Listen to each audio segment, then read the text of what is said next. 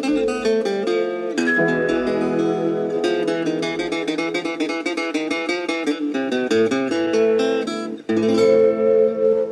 ងហើយឬមុំខ្នងភ្នំអ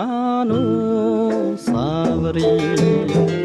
ដែលយើងទាំងពីរធ្លាប់បានទៅលេងព្រាមបានបីបួនថ្នាលក្នុងឲ្យគេ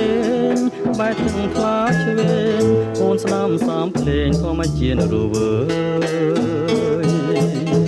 ទាំងជ្រោះហូរហួរឈ្មោះទៅមហាសាគរ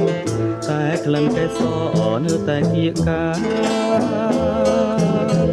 បាំងសីហៅទៅតែនៅចំឡាយឬសូលវើយលើយតាអូននេះហើយជាខ្នើយវាសនា